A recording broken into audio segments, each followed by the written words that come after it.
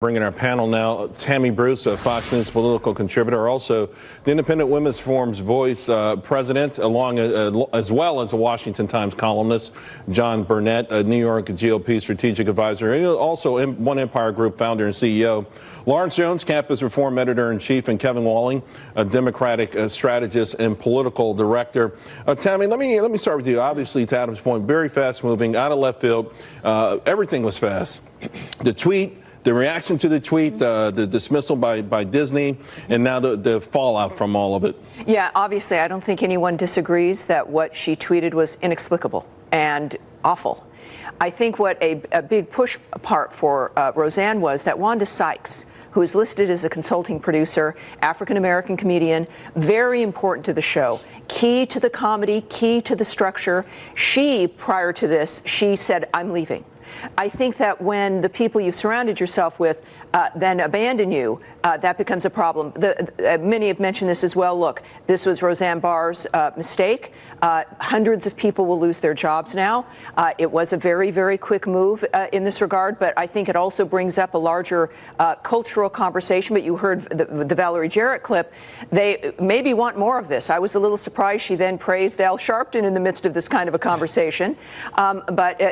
Should people be destroyed in this fashion?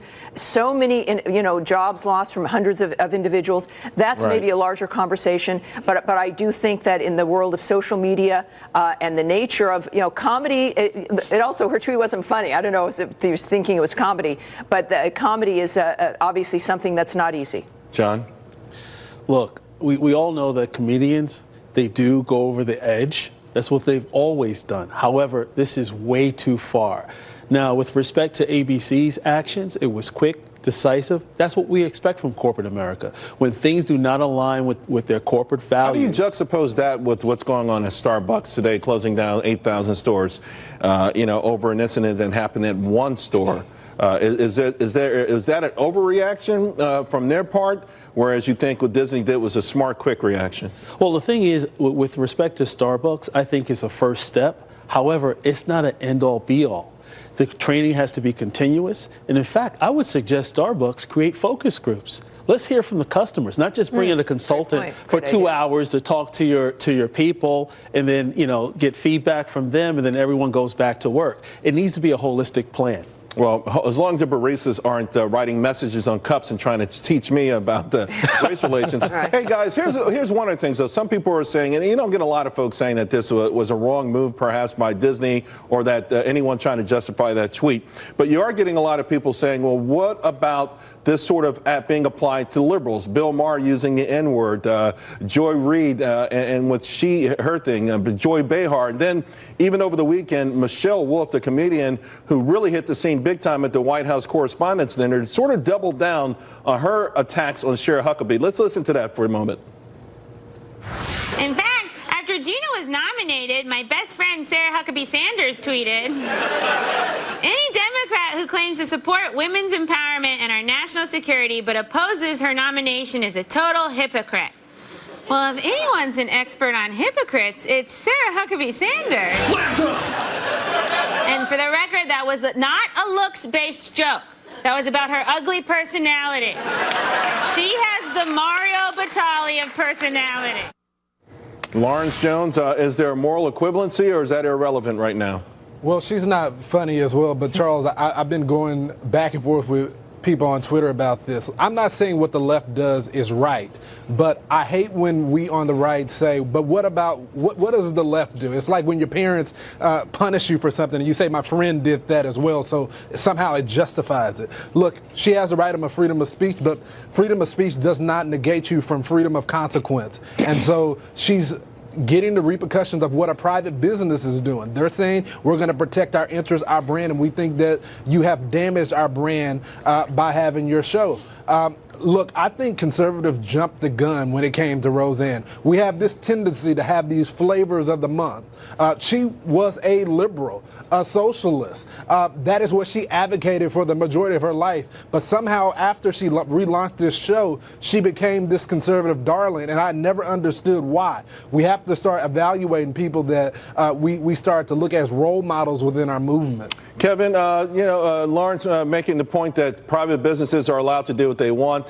And of course, we've had this discussion, whether it's the NFL and their new kneeling policy and other things. Sure. But is there sort of an inconsistency out there? Is there sort of a double standard, if you will? Will Bill Maher can use the N-word and be forgiven because of the notion that, well, he probably likes black people? There's some sort of assumption that it's okay for him to do that.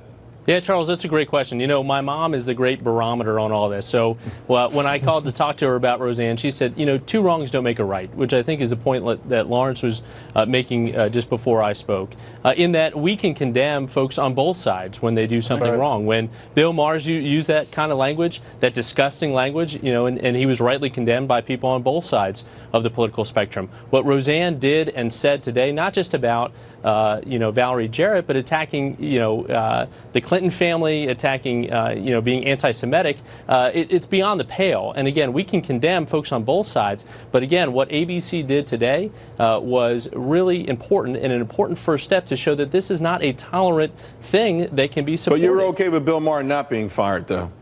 Well, I think, Bill Maher took some time off, rightly so. I think, Joy Reid did the same thing. And again, we have to look at the circumstances. Right. As Lawrence rightly pointed out, Roseanne has a long history of tweeting and saying awful things, as Bill Maher does, too, in terms of things that may go beyond the pale. But HBO made the decision to keep him on. He has great ratings. And ABC, despite Roseanne's great ratings, gave her the can today. And again, it comes down to a business decision. I'm sorry, say that again, Lawrence? Charles, ABC knew what they were getting when they first hired Roseanne. They got, look, here's the audience should know, they played you guys. They saw an opening in the Trump era, and they felt like that they could have a show that talks about the forgotten man. And so this was a business decision. This was never about them caring about you or caring about your political philosophy. Right. They saw an opening and they put her up there, and they knew that she was a wild card. Let me bring up, today was a business decision too. Tammy, the political ramifications, because a lot of networks are tying these tweets. They've connected the dots back to President Trump. Yeah, look, this conversation's important when it comes to what we stand for as individuals, right, and rejecting the notion of what she's been tweeting. At the same time, it's like a template has now unfolded where it's all goes back to Trump.